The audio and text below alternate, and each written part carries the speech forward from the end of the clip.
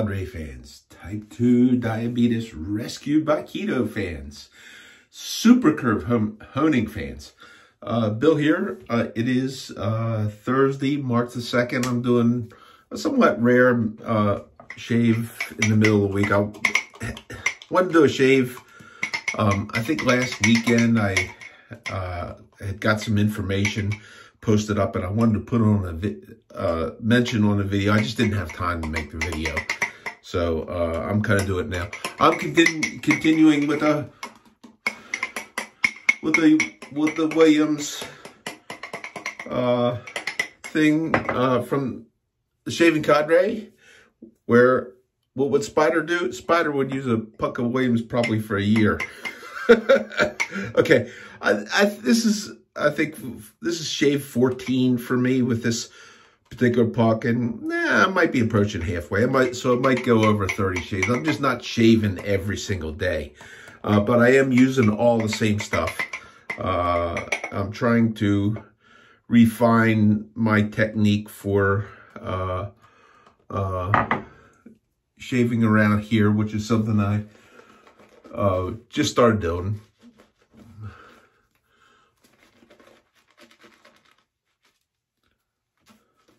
Last month, I guess it was, I started doing that. So I'm getting better at it. Watching a lot of the guys who make shaving content on YouTube. Straight razor shaving content. Trying to watch their techniques and their skills and trying to adapt what I can to my methods and develop my own. That's all the fun of having shaving as a hobby. So I'm gonna leave the soap to condition my skin just for a minute, and I want to talk about a couple of things. Number one, the one thing I wanted to do in the video, a lot of you saw, if you follow my videos, you've seen me show this. This is the antique convex hone, covered under a patent from January 1843. And I did some research on this. I mentioned it on the video. And what I thought I would do is do a write-up, and I posted that over at the Shaving Cadre. If you might be able to Google antique convex hones and find the link there. You might also just go to the Shaving Cadre. It's free to join. You don't have to join. I think you can look in there if you don't want to join. But that's me, Bill M. And this is my hand on. This is my avatar. So you can find that there where I talk about it. I take some photos, and I uploaded a photograph of the patent, so you could read how the patent reads. And I've put my comments in on what I think about the instructions are on there, and plus I put all the instructions. You can read all that kind of stuff, and you can see that some of the there is a foundation for a very old foundation for a lot of stuff I do, in addition to, you know, the Grinder's Handbook, which was published after that was patented. And I'm going to continue to use the razor that I've been using, the 7/8 Ti, plain face, and I just love these horn scales, and I love the French point, and it's a razor. I saw it, I had to have it.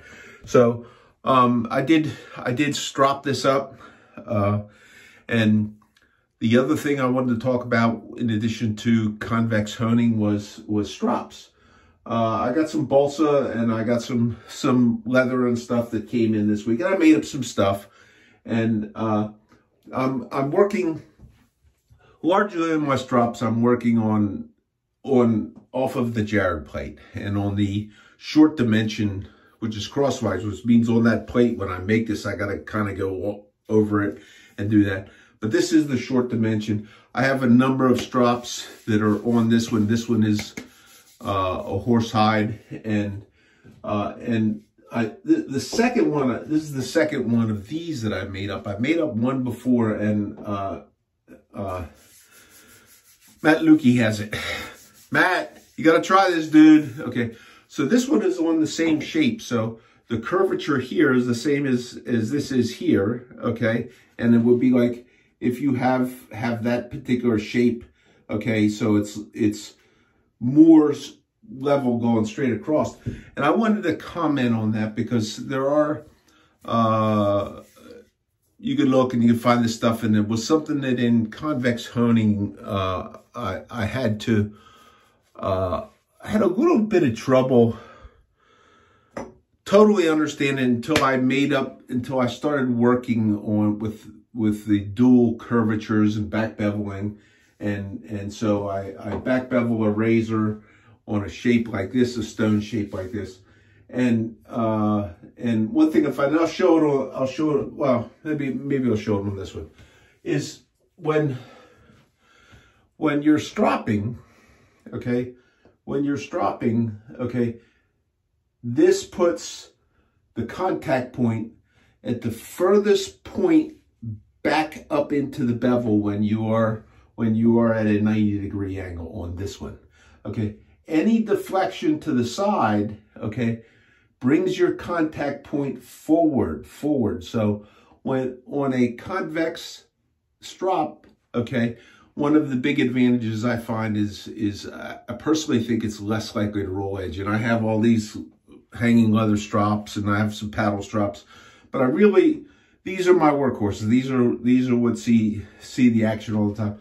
So if you have a razor that has not been honed on convex, or if you feel that you want to get a little bit more of the edge on a curvy strop like this, a curvy one, okay, an angle like this, okay, even a straight up and down motion, but you are going to have to do some rocking on this because this is crowned this way going across. You're going to have to do a little bit of rocking, okay, but you can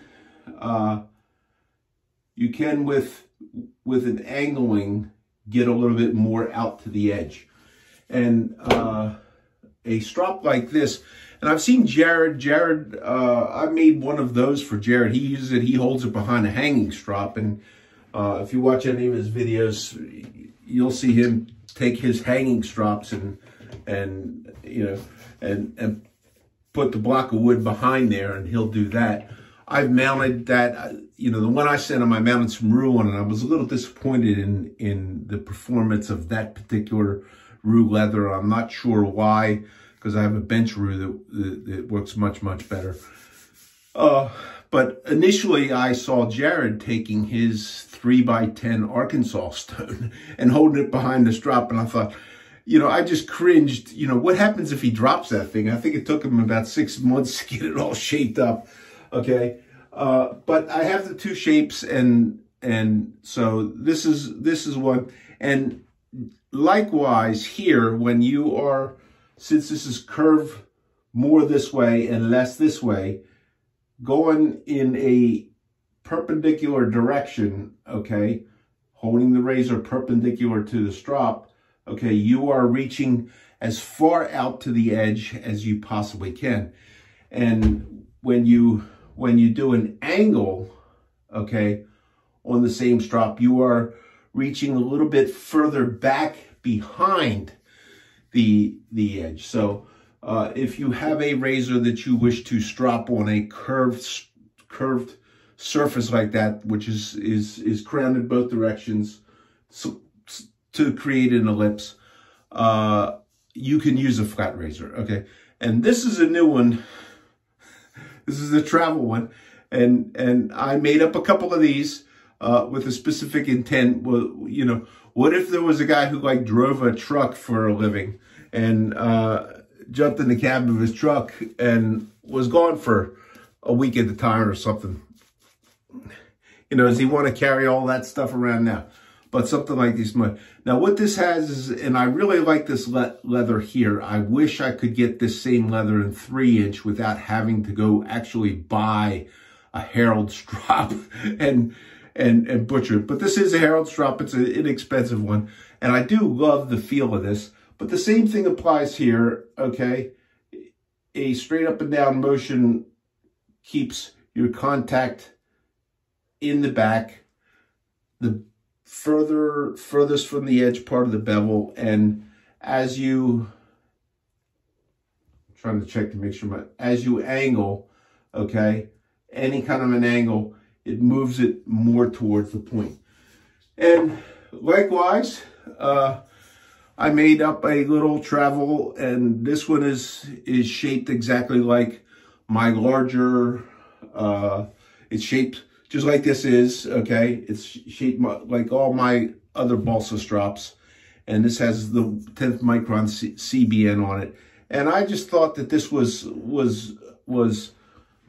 really a nice tool. You know, I saw Leon talking today, and he talked about some different people in videos. He talked about Master Olivier and how he would palm strop. And I had seen guys do that, and you know, I don't know anybody that's cut their hand open, but this is probably does the same thing where you have the palm of your hand and it is convexed. You have that shape here, and worst you'll do is cut the leather. So anyhow, that's back to the, and I don't know why my Williams lather is disappearing. I did recharge the salt in my water softener, and it did seem to make this a little bit better than it had been. But so I mean, it's a plenty of thick lather, but if it dissipates, that doesn't bother me. So okay, let's see how the shave goes. TI 7/8 first pass.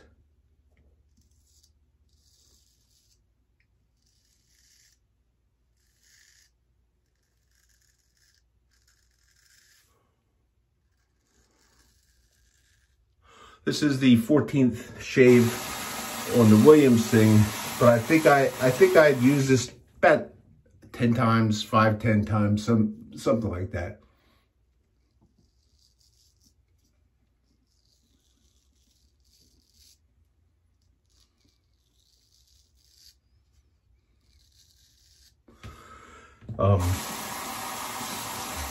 It's been written that, you know, these BSers, they write anything they want to say to trash a convex hone. They'll write, oh, you only get 6 shaves. Okay, so I'm at maybe 15 on this. And I took this thing today. I took this thing into the kitchen.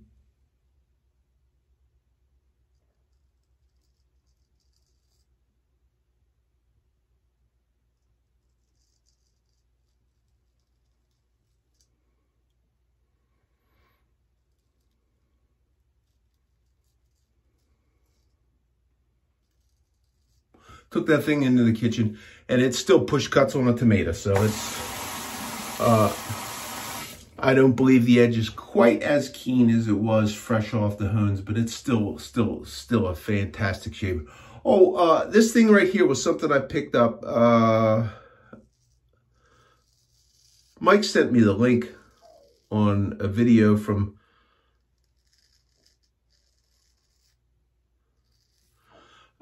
very nice and very skilled shaver. Wow, why am I forgetting his name? I had his name on the top of my head. I'll think of it. Anyhow, and this little line here where the change in your flesh happens, he suggested, because I think he does the same thing, he suggested you go down first, and then I'll follow up with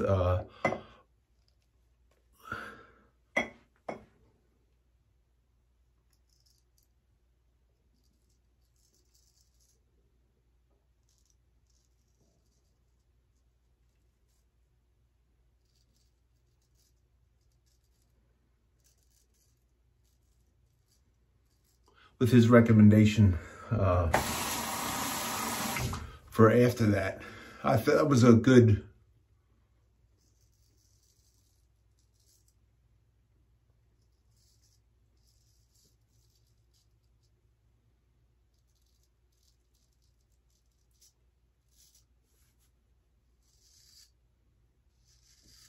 thing for me to see, and it was certainly something that had helped me out a little bit.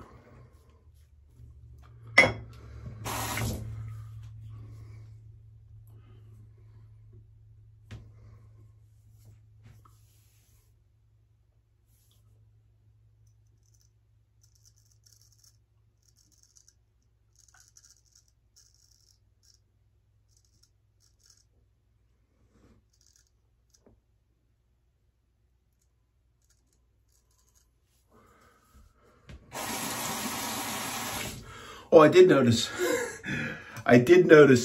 and I don't know if this is something that I missed in the honing, that when I was checking this to see how was the edge all the way, I noticed up here, it takes a little bit more work to go into the tomato than it does elsewhere, so.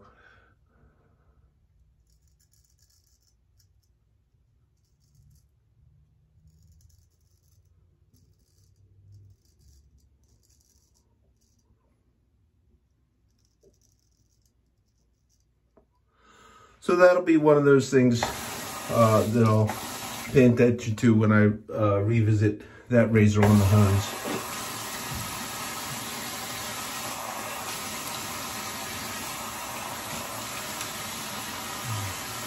It is Thursday. This Sunday there is a bi-weekly Zoom call for the cadre on Sunday night.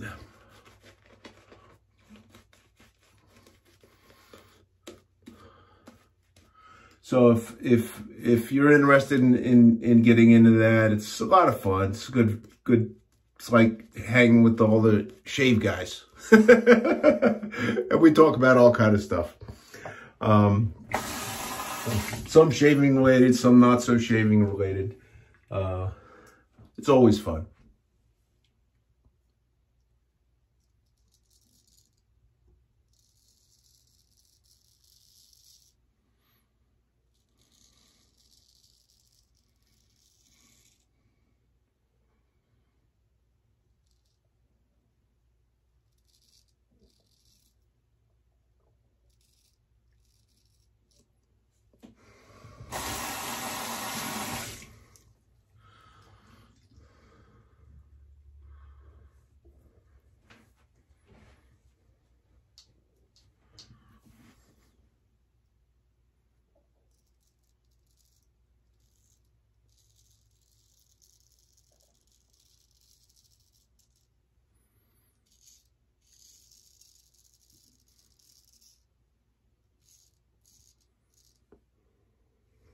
Is that a smear of blood I see a lot?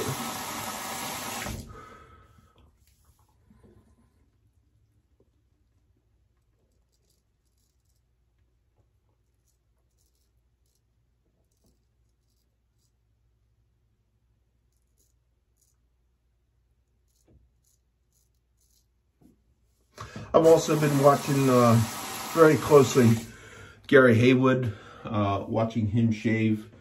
He's a great, both he and Barber Dave, being barbers, they shave all the time, and you just watch their hands and their technique, and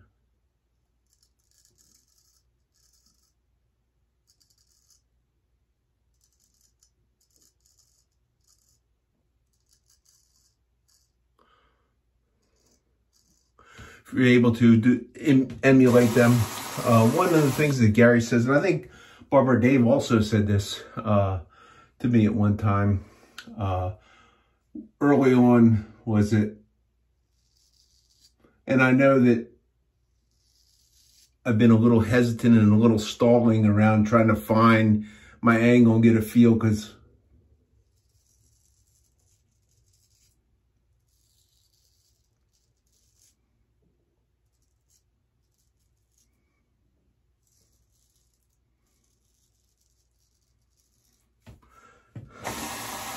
but they say that keeping the razor moving helps, and a little bit more speed. And that stalling and starting is not good.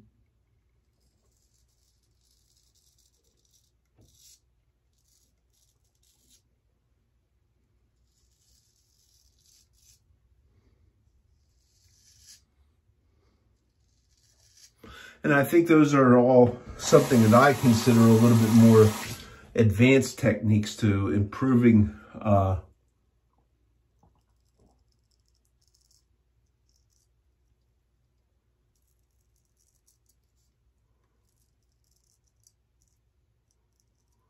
improving the level of your shave.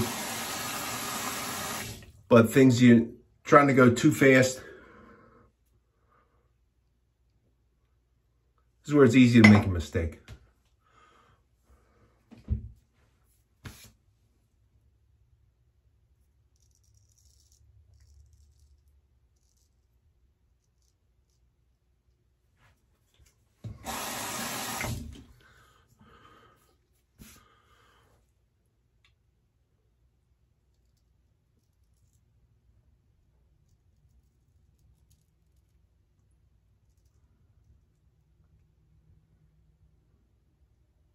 This cross-handed technique from that side coming across for me is the most difficult one. It just doesn't quite feel as comfortable as going across. I don't know if I could.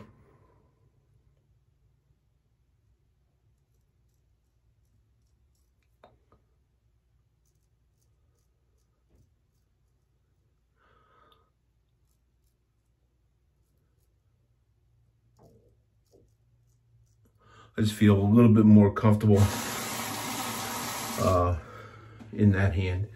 Nonetheless, I'm getting better. You know, I got a little bit of some blood there. It's like I'm getting better. And that was the whole idea of this exercise, mixing in with the Williams, using exactly the same stuff for a long period of time. In this case, probably 30 shaves. And I've used a couple of times since I've been shaving around here. I've used a couple other things. And I didn't necessarily find them any better. One was a very small razor, figuring I could fit it in under my nose better than that 7/8.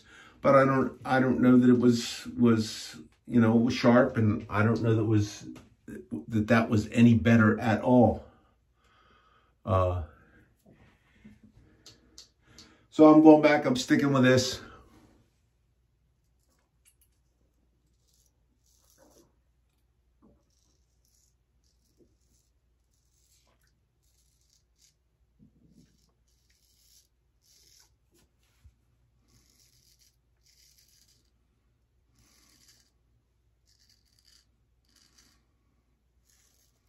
Leon said something on his video today that I thought was really neat, and something I'd always noticed was that this part under, and he showed how, I forget who it was, maybe it was the barber that Maestro Livy uses, Maestro Livy uses. But Leon was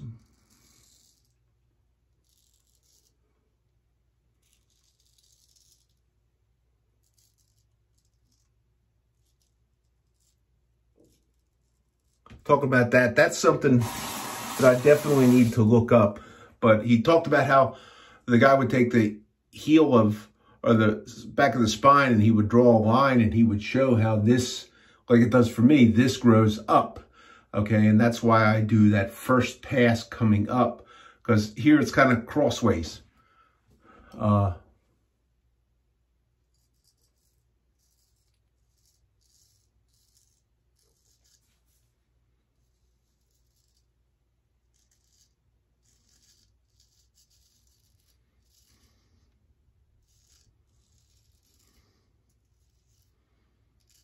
I thought it was interesting that he said that most people are like that. I didn't know that. I thought I was pretty much unique in that. But once I learned that this grows up, and that the typical speak of with the grain and you go all the way down the face isn't with the grain for me here. So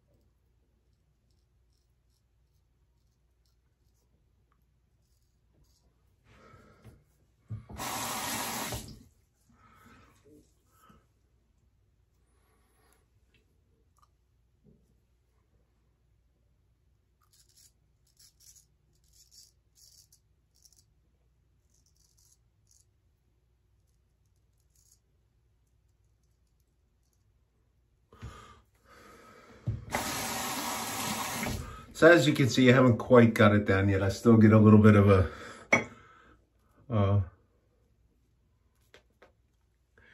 get to see a little bit of blood every once in a while.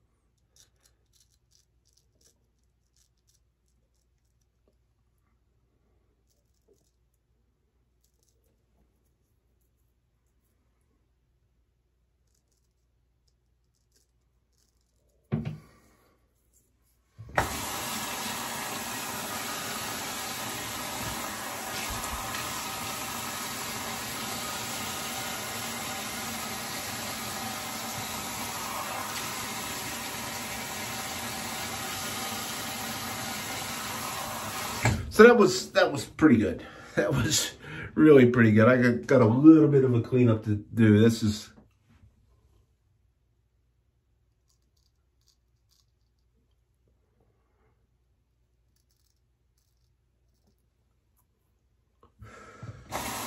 one of the better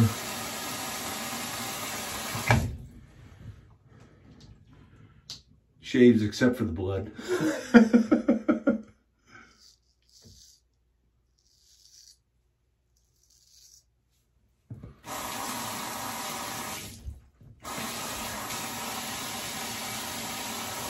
I don't know if you can see that, the water rolling off underneath the edge when I did that. You know, there's a residual soap. You can kind of see the suds. See if I can see it here.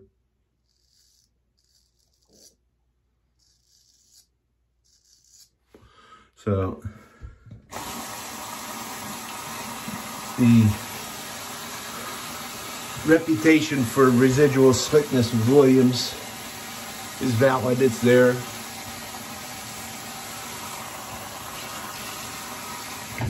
So, and I don't think that I will use alum. I don't think I'm gonna find too much. A little bit. Enough of a healthy sting to know I'm shaving good. And that maybe I could be a little bit better. Okay, and then I am gonna rinse that off.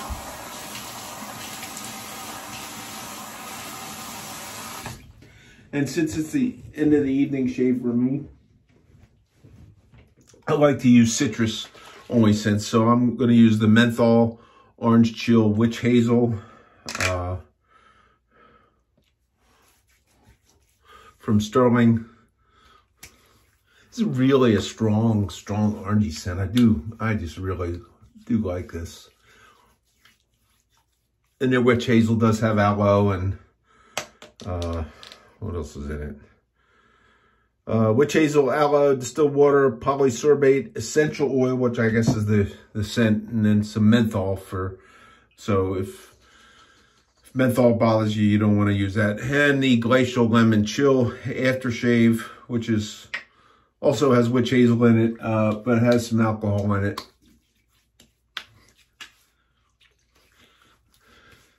Makes me smell like a citrus grove. So that's the shave. Even with all the talking I've done, I got a good shave and I'm done in 30 minutes. So come to theshavingcadre.com, www.theshavingcadre.com. It is the only place where I find it gentlemanly to discuss things like this. Other places you have all kind of stuff going on and things, people say all kind of stuff. It's like, and I like to use the name Super Curve Honing to identify that, and to kind of link it to me and the cadre, where we are a friendly shave forum, where if you want to hone with whatever it is you want to hone with, however you do to sharpen your razors, and whatever makes you happy, however you want to shave, whatever stuff you want to use, whatever soap you want to use, whatever it is that makes you happy is okay. We are uninhibited.